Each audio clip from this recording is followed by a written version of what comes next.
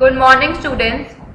So this is lecture 3 of chapter number 1, the rise of nationalism in Europe, class 10th, subject history. So basically in the first two lectures we have discussed about this particular chapter and we have just overlooked it, that what we are going to study here. And in the first lecture itself we have discussed about the first series of this chapter about the French Revolution and how this nationalism came into Europe. Now we are going to focus on the second series of this chapter, which is the making of nationalism in Europe.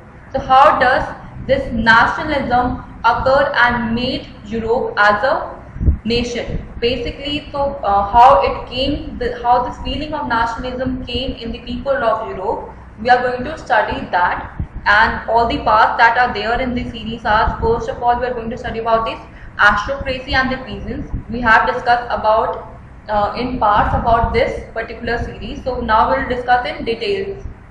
And then we will talk about the new middle class, how this new middle class that has came up brought nationalism in the people of Europe.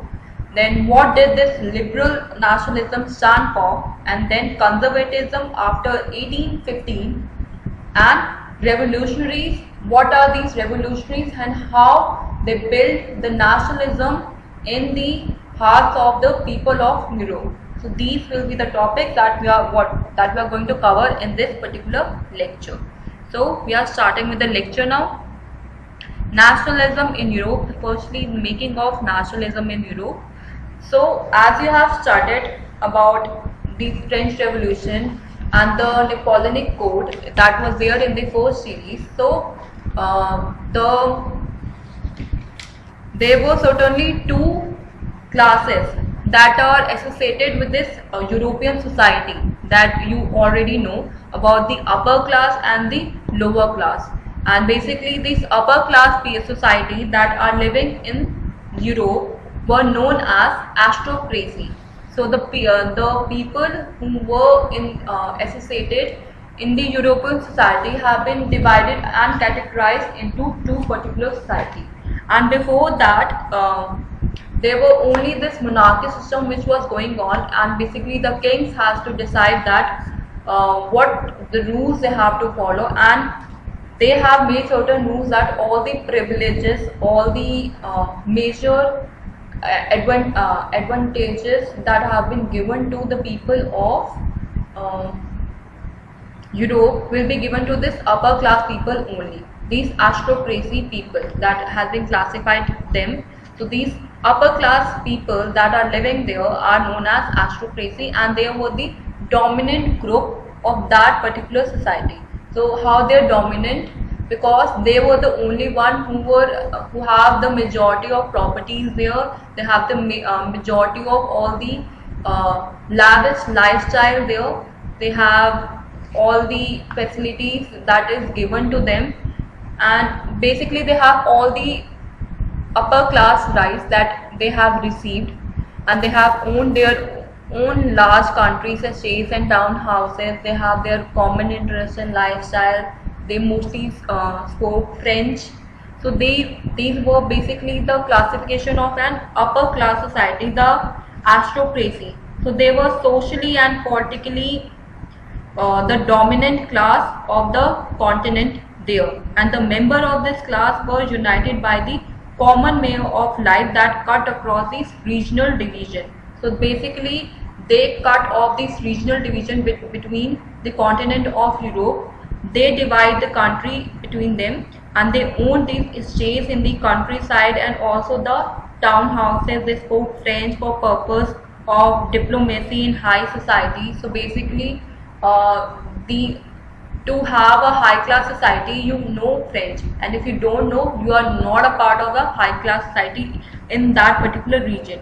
And their families were also connected to ties of marriage. So these upper class people want the marriages to be in their particular class only. They don't want the lower class people to come up to their level. So basically they want that, and this lower class people who are living there, they are the majority of people who are peasants. Peasants means the servants that serve these upper class people. They don't have their particular land to live on. They are only they are basically landless, and they work as serfs. Serfs means that they work under these upper class people so that they can get wages to earn something, to eat something. Basically they live on to get some food for on a daily basis so that they can survive on that land. So that was the difference that came between in this European society at that particular time. And because of this monarchy system, it was not changing at all till 1815. Between this the Napoleon, when the Napoleon came, it was changing. He made certain rules that the equality before law and all these things that came up. He wants the changes to be to come, but the monarchy system which was going back when the French Revolution was there, they don't want to change it, so they banished this Napoleon Code and they brought the monarchy system again in 1815. So basically this upper class people, they are rich, they have their own properties, they have their own lavish lifestyle, they have good clothes to wear, they have all the major facilities. They don't even and the peasants, they don't even have the basic facilities. They are working under them, they are the serfs, they are landless, they don't have good clothes to wear, and they don't even have a good lifestyle to get their children be educated.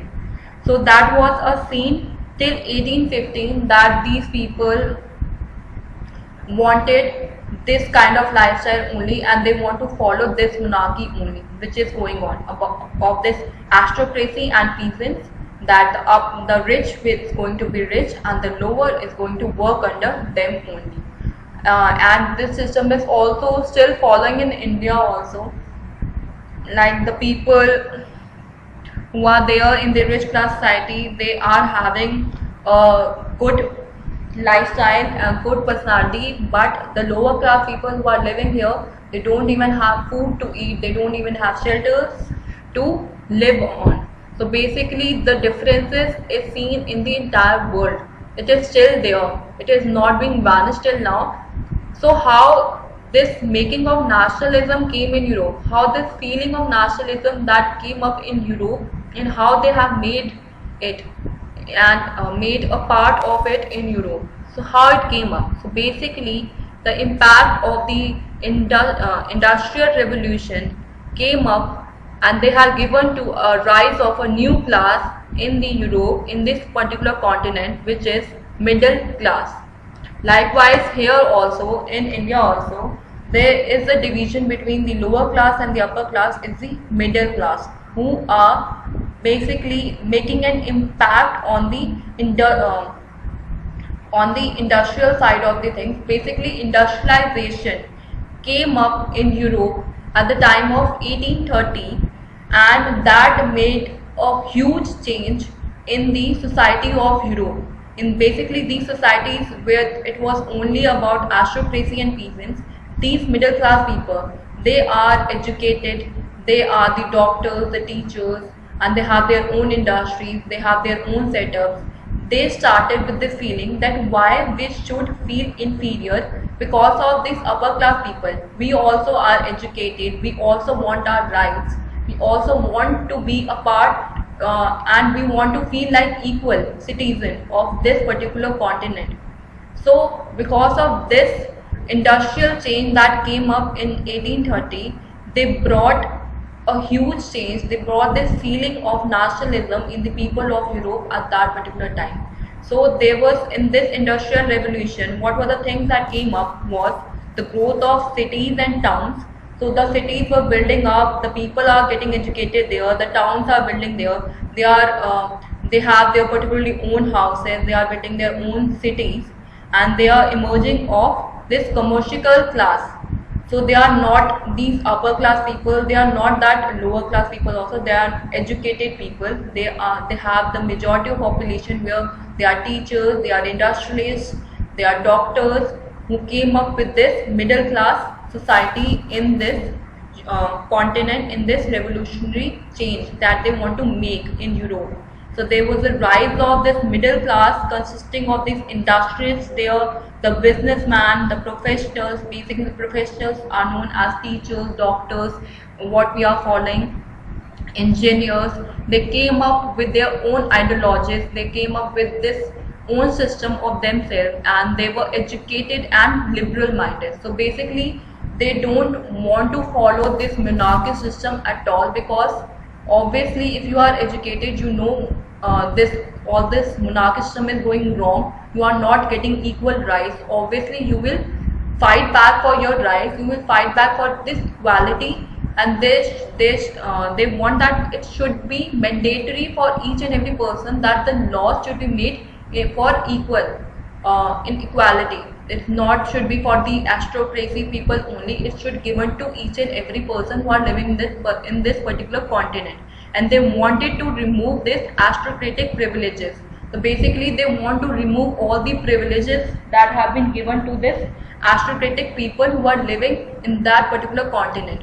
They don't want that all the privileges should give to this upper class people. They want it that each and every people who are living in that continent should get each and every opportunity, so that they can also come up and they can also live a peaceful life. Now basically this growth of urban middle class that came up in Europe brought a drastic change in Europe. There was industry that was building up, that likewise you can see here, the buildings are building up, the houses are made, the towns are building up, people are educated, they are working for themselves, they are earning their money, they want a better lifestyle for themselves. So here in this picture you can see there is a particularly growth of an urban middle class here that has been came up in Europe in basically in 1830 it has been started. But before and there was a build of this liberal nationalism there. So basically in 1830 this middle class people, what they wanted was they want a liberal nationalism to, so that this aristocratic privileges that are given to this upper class people, they should not be the only one who get these privileges. Each and every person who are living there, they should get that all the rights and all the laws should be made in a liberal way.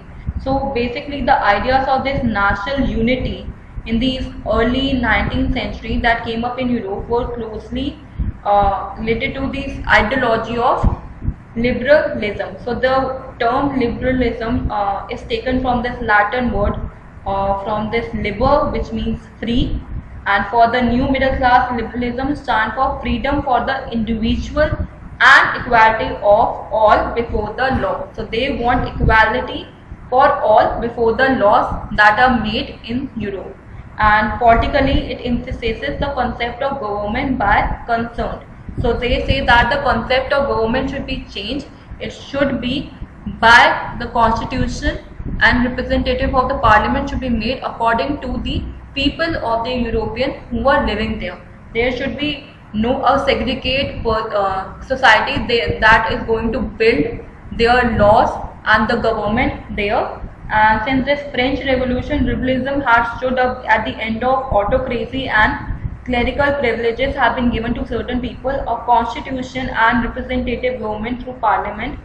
These 19th century liberals also stressed the involving of this private properties also. So basically the liberalism has been divided into three categories here. So they want this suffrage. Suffrage is basically the right of vote. So they want that the right of vote should be given to these women and men, these non-propertied women. So basically in that particular society the women were not allowed to vote. At that particular time in 19th century they didn't given that right to the women and to these non-propertied men, basically who are not literate and those who are not doing well, they are the low class people. They don't want them to do this voting thing. So basically they have divided this liberalism in three parts: in social, political and economic liberalism. So in social liberalism, they want that the end of this autocracy and clerical privileges should be abolished. So basically they want this system that is going on, because all the privileges in education system, in giving the properties right, have been given to this aristocracy people. So they don't want that these privileges should be given to them. The freedom of the individual and equality before law should be made, and the freedom of the press should be given to them also. So they want the social liberalism in these categories. Then they want this political liberalism also, which says that the government by consent. So the government says that they want that if the government is being made, they should also include them. They should also include these middle class and this lower class people to make these laws, make the government, and they should also take part in this voting system. So they want that, and they want to be a part of a government if they are assigning any constitution, so they want that particular privileges also. And they are involved, they should involve in their private properties also. So as wise, if there are any legal things that is going on for these private properties to assess, they should also get that privilege. And the universal suffrage basically to write the vote, they should be given to them. And economic liberalism, in this they want that the freedom of markets abolish of restriction of movement of goods. So basically they want to have their own businesses, they want to set up their own business so that they can earn money, that they want the freedom of market so that they can open their own markets. There should be no restrictions of the movements of the goods. So basically in that particular society, they take money from these lower class people and the middle class people to, if they want to set up their markets and if they want to sell their goods. So they take all, there were certainly laws that have been made for them, so they want that it should be abolished, and there should be uniform duties, weights and measures. So they want that if they are paying certain rents for their shops, the upper class people who have their own particular things, they should also pay the same things. So there should be a uniform duties, weights and measures should be given to all the people, not to only them.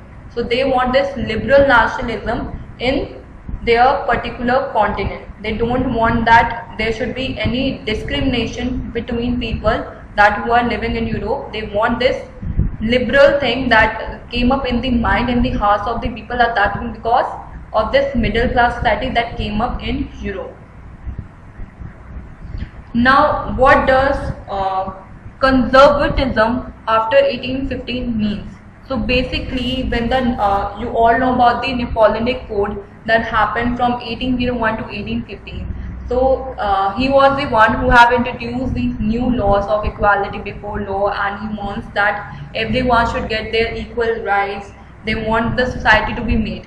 But because of the people who were living there, all the other parts of the country like Russia, Austria and Switzerland, France, these were the states. Basically they don't want that these changes should come up. They want the previous monarchy system which was going on of this king and the queens, it should stay in the hearts of the people. They don't want to get abolished at any way.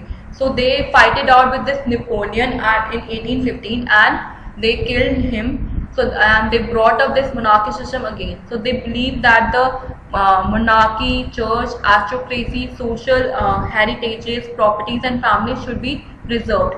So basically they were the people who believed that these things were better for the society, and the Napoleon who was making these changes, it was not good for them. It is changing their own belief of this kings and queens, why they want to assign them only. So basically they don't want that kind of a change in their society, in their particular continent.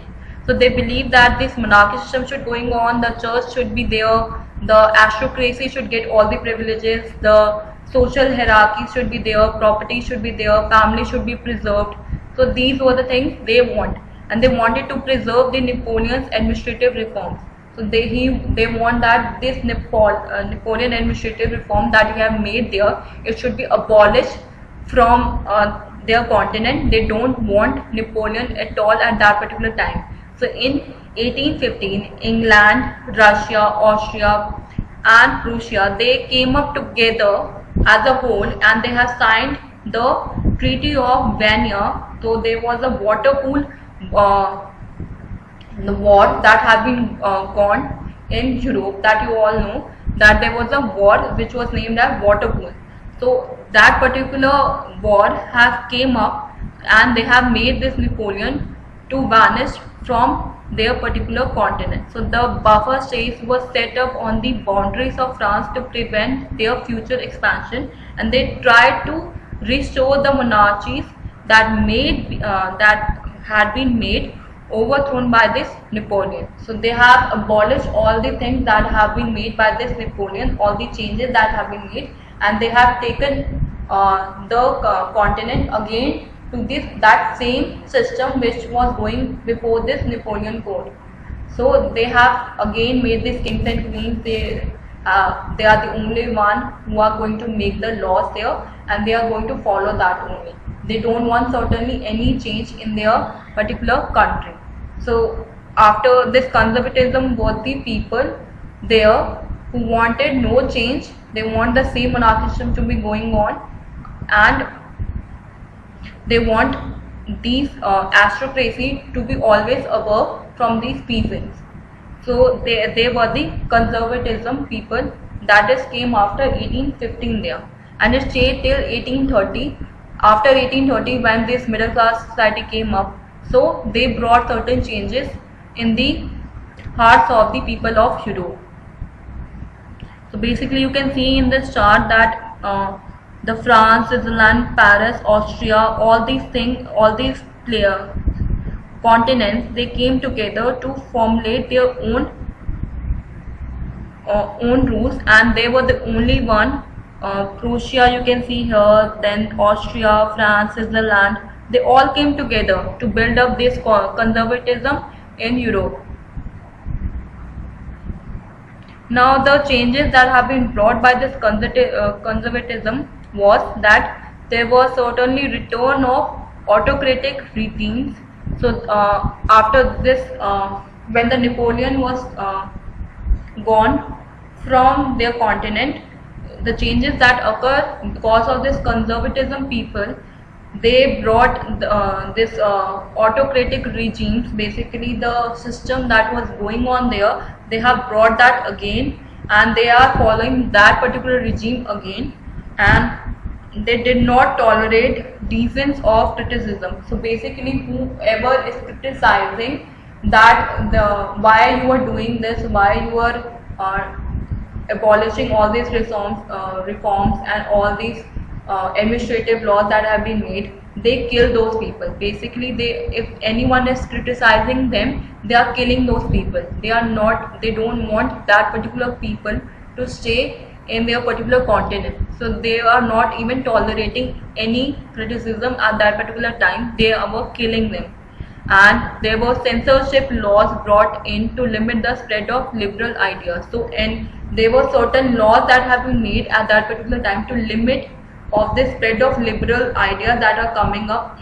All these nationalism thought that was coming in hearts of the people of Europe at that particular time, and they were not happy.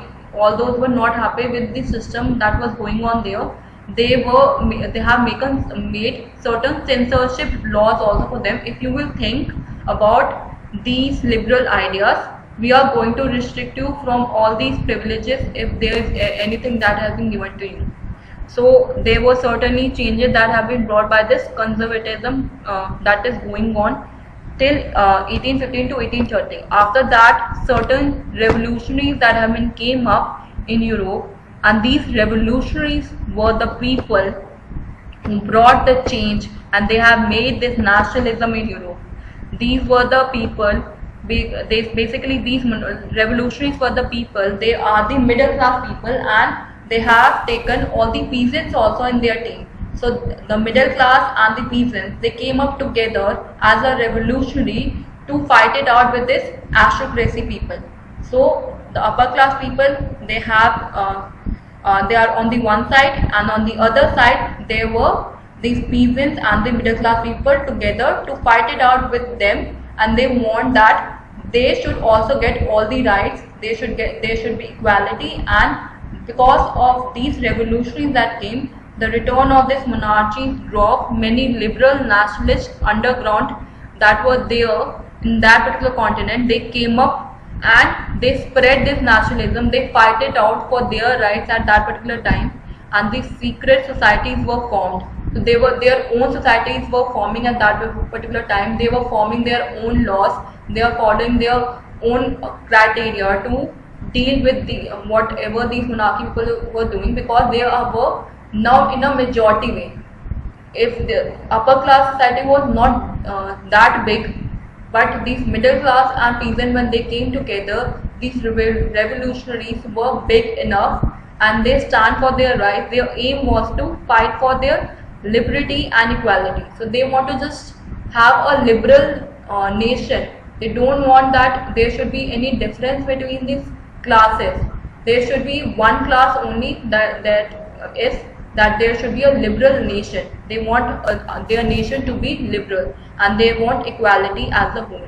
So these revolutionaries came together as a whole and they wanted to establish nation states. So they want to establish nation states, which means that there should not be any boundaries, any division between a particular country. There should be equality and liberty between them. So that was the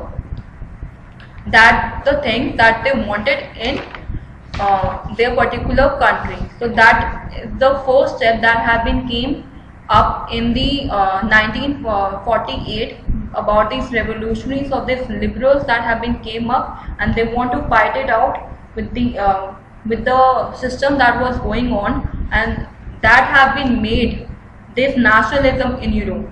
So the making of nationalism in Europe came up with this revolutionaries about when this middle class and the peasants came together to fight it out for their equality in their particular country.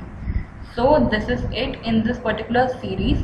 Now the homework in this particular lecture I am going to give you is that you have to solve the illustration that is given on the NCERT book page number 15 and 16. You have to solve that, and the homework solution that I want to give you is that I am going to tell you, sorry.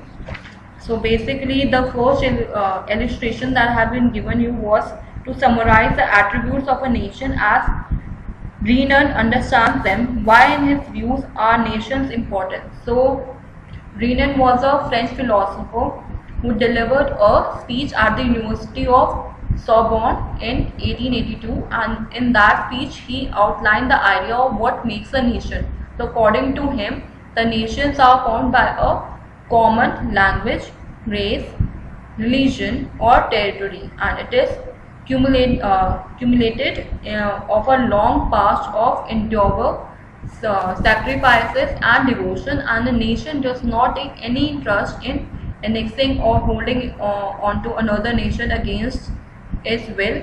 So there was nations who were important because their existence guaranteed liberty, and the liberty of individuals would be lost if there are no nations.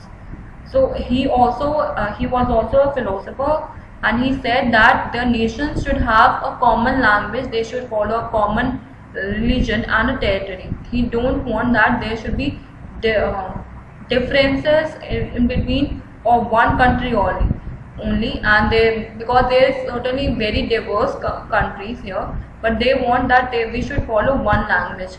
And in his speech that he has also said that the nation does not take any interest in holding into annexing or holding into another nation against its will, and nations are important because their existence guarantee liberty, and this liberty of individuals would be lost if there are no nations there. And the second illustration that I have given you, which was on the page number 10, was to describe the political ends that List hopes to achieve through economic measures. So the answer here is a customs union known as Wolverine was formed at the initiative of Prussia and joined by most of the German states there, and this union removed internal impediments and summed it up 32 currencies into two. And beside this, it is aim of the union is to bring the Germans economically into a nation by strengthening the nation materially through its protection of interest extremely externally, and stimulating its internal productivity, and it must be awakened, and national sentiments should be arised through a fusion of individual and state interest. So this is it in this lecture, and if you have any queries, you can ask me in the comment section or in the student inquiry section on which is given on the website. And please be safe at your home.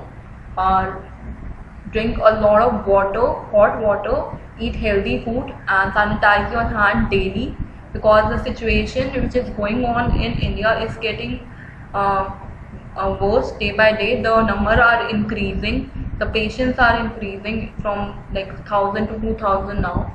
So better you should have a safety precautions that should be there. So please be safe at your home and do study also. If you have any queries, you can ask me. Thank you.